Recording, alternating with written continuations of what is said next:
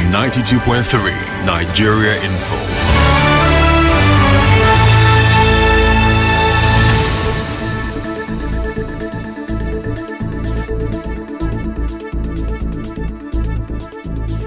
Good afternoon, it's Friday, July 18, 2025. Mental health is real. Seek help and the stigma on the news this afternoon. Rivers Chief Judge pardons inmate in fresh decongestion effort. Court frees police inspector accused of kidnapping. President Tinubu renames university to honor late President Buhari. On the foreign scene, Israel leveling thousands of Gaza's civilian buildings in controlled demolitions. I'm Ifechuku Moyele with the news.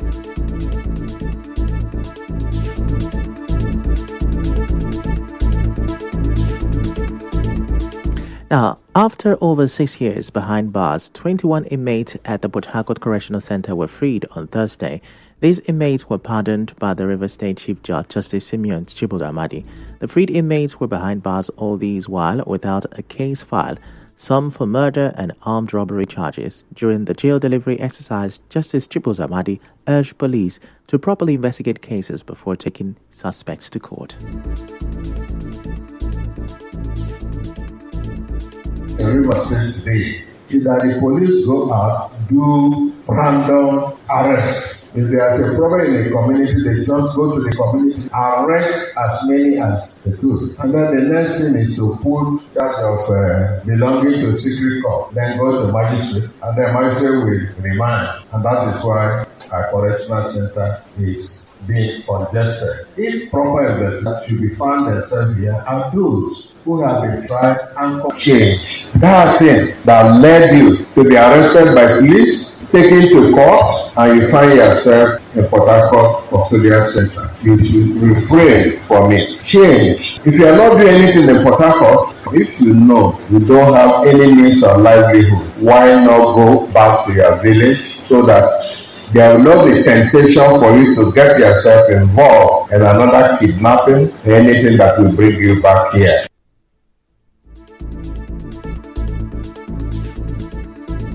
Correspondent Emeka reports that in his address, the controller of the Port Harcourt Correctional Center, Felix Madumere, praised the chief judge's effort. He, however, blamed the police and DPP for the overcrowding in the facility. He said the facility built for 1,800 inmates is now holding over 2,500. In October 2025, the then Rivers State Attorney General and Commissioner for Justice, Dagogo Iboroma, revealed that more than 20,000 inmates are awaiting trial at the Port Harcourt Correctional Center. The center is seen as one of the most congested in Nigeria. In another development, a state high court in Port Harcourt has discharged and acquitted Inspector Atausen Luke, who was standing trial for the alleged kidnapping of one Thomas Odiong in Oyibo, River State, in May 2023.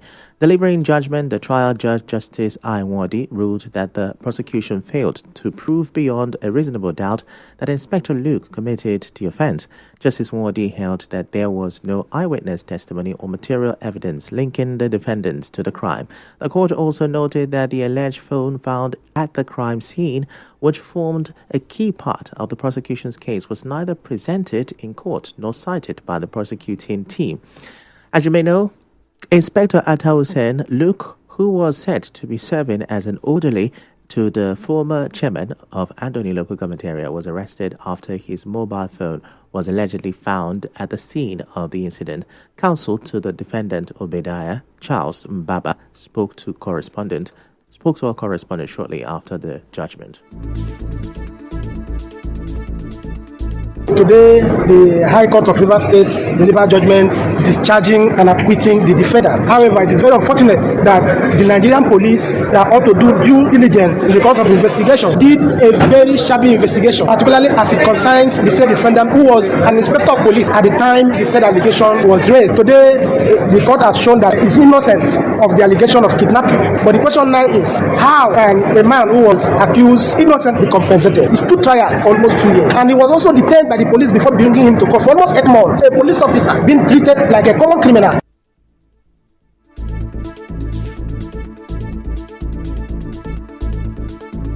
The prosecuting counsel declined to comment.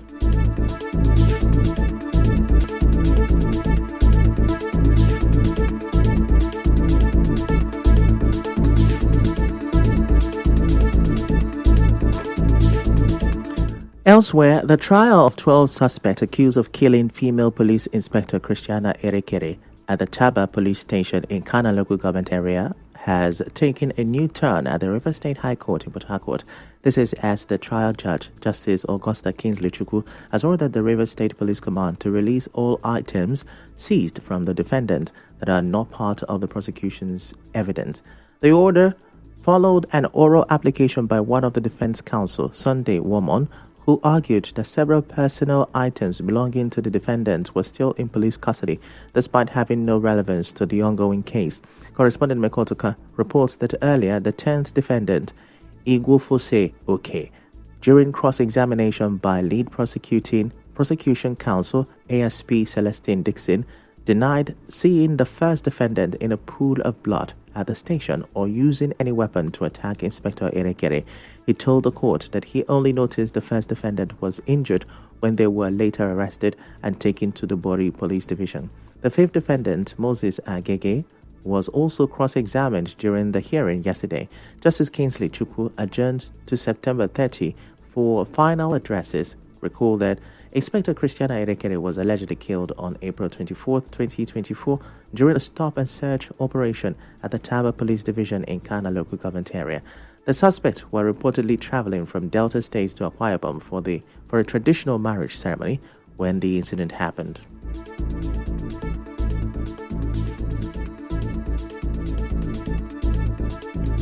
Moving on now. The Nigerian Union of Pensioners in River State has dissociated itself from a planned protest allegedly being organized by some individuals under the name of the union. State Secretary of the union, Dr. Joseph Abu, in an interview clarified that the union has no intention of going on any protest, noting that the sole administrator of the state, retired Vice Admiral Bokete Abbas, has already approved the payment of the 32,000 naira minimum pension for all categories of pensioners.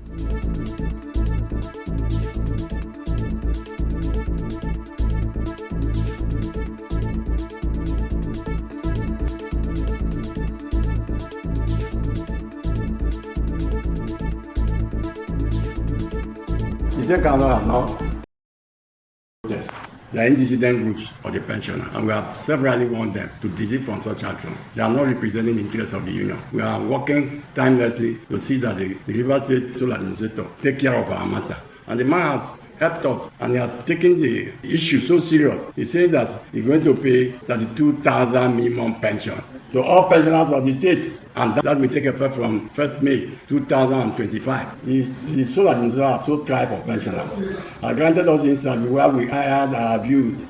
Abu further expressed gratitude to the sole administrator Abbas for increasing the monthly funds released for the payment of gratuities from 2 billion naira to 2.6 billion naira.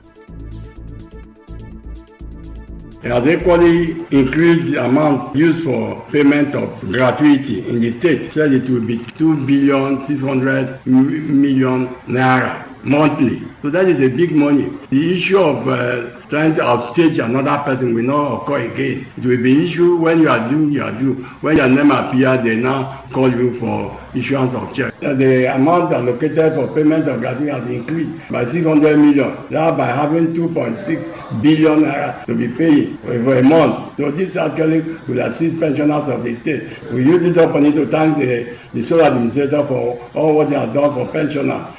Our correspondent reports that the implementation of the new minimum pension is expected to begin with the July payment. In other news, public affairs analyst Obinwa Akanwa is calling for the inclusion of the issue of independent candidacy in the upcoming constitutional review at the National Assembly. Akanwa made the call following the resignation of Atiku Abubakar from the PDP and the recent wave of defections by politicians. He told correspondent Yobi Uruware that many Nigerian politicians switch parties easily because the political parties have no clear ideology to guide their actions. If the issue of independent candidature is given that prime prominence, the attention it deserves, it will go a very long way in addressing this issue of mass defection, because a lot of unpopular politicians in Nigeria muscle themselves into power via party vehicles. But when such a independent candidature provision is imported into the constitution, it will make it difficult for those who are unpopular among the people to come out and run for elective positions in Nigeria. Akanwa, however, expressed concern that the current political leaders may block independent candidacy because they benefit from defecting to other parties without facing any consequences during elections.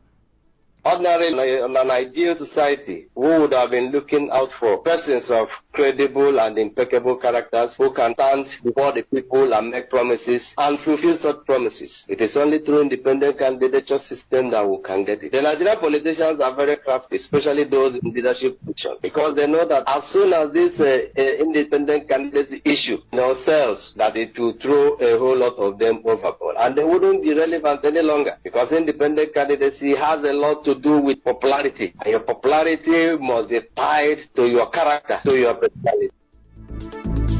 Still to come, oil marketers debate Dangote's cooking gas plan. Stay with us. Hey there, it's time for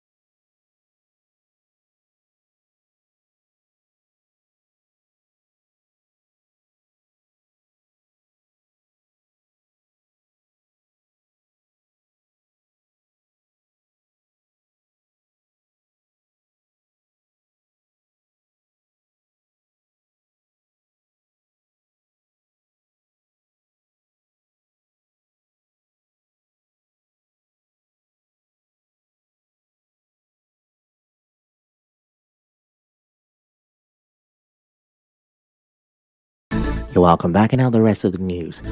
Some traders along the Abuja bypass behind the popular Mile 3 market have raised concern over the dilapidated part of the road. Now, the traders, who sell mainly building materials and livestock, said they've tried to patch the road with stones, gravels, and sand in the past, but the situation has now become worse. They told our correspondent that the bad road has effectively affected businesses as the area is often submerged on rainy days. They urged the government to fix the road.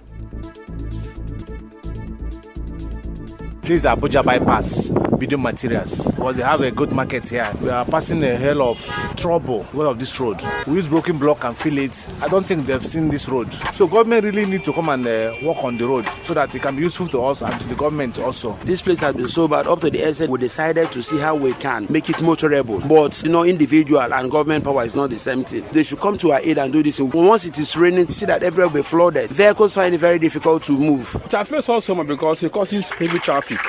It's not something we can do. Though we have tried, but not been able to. We've bought hardcore chippings and all that. All our effort seems not to work out. We are really pleading that government should come of help to fix up the road for us. Our correspondent reports that the Abuja bypass connects River State University roundabout Oluobasanjo and Ikoku flyover. In the meantime, some residents of Rumeme in the Malfo axis of Port Harcourt metropolis are calling for the distilling of their drainage. Speaking in an interview with our correspondent, they say stagnant water has taken over their part of Ikwere Road due to the blocked drainages, a situation that has left the environment with an unpleasant smell, which they fear may have a negative impact on their health. The dustbin, they used to block the gutter, water can.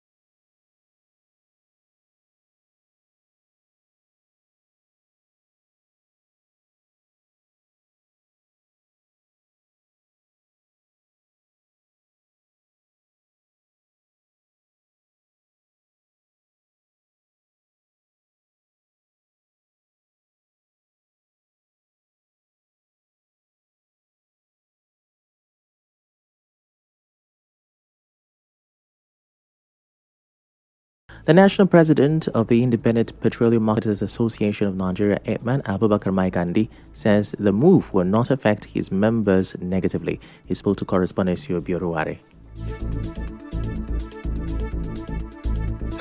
It's a good thing because there is no way we can be spending money, no progress. We independent petroleum marketers, we are supporting that. If you look, the way these refineries are, government is spending serious amount of these refineries. Nobody is happy about it. So if they sell it to the Nigerians, it's good and fine because it's still Nigerians. The only thing we want to be part of the bidding when they are going to sell, so that we too independent petroleum marketers, we may have one refinery. We too, we appreciate to be part of the people who are going to buy the place. But the national spokesperson of Petro One, Joseph Obele, has a different view. Impact on unemployment and which further affects insecurity. So we are saying with his capacity, even if he has all the resources to make him be involved, if you look at some of the implications, these local distributors from street to street are already servicing all the consumers of LPG gas in Nigeria. What will befall on this person? What will be hold on them? And what will be their future? So this is why a lot of Nigerians are foreseeing the threat and they are so worried by him commencing this distribution as he has been earmarked. That is dangerous and it's a serious threat to unemployment. There is some better regulation to keep marketers in check. You regulate the competitors when they are doing things that they think is shady, but they can operate more effectively in an environment where there is competition. What is required is to have other people compete with Dangote. That way, both the price and the standard of the product will be maintained. But as it is today, whatever Dangote gives us is what we take, whether we like it or not, because there's no alternative. In entertainment, controversial Nigerian artist Speed Darlington is suing the National Agency for the Prohibition of Trafficking in Person, NAPTIP, for what he describes as an unlawful and defamatory declaration of him as a wanted person. The artist in the lawsuit at the Federal High Court in Abuja is demanding 3 billion naira in damages. This comes just weeks after NAPTIP published a poster labeling the singer wanted for shunning their invitation for allegedly defiling a minor, which the singer appeared to have confessed during a live session. He had since denied this in a series of online posts and videos. And now we move to sports. Premier League champions Liverpool have immortalized Diogo Jota by adding a new section to their website as a tribute to the late striker following his untimely death. Jota and his brother Andre Silva died when their car crashed in the early hours in northern Spain on July 3rd. Scene, Israel has demolished thousands of buildings across Gaza since it withdrew from a ceasefire with Hamas in March, with entire towns and suburbs, once home to tens of thousands of people, leveled in the past few weeks. Satellite images show massive amount of destruction in several areas, which Israel's military command claims to have under operational control.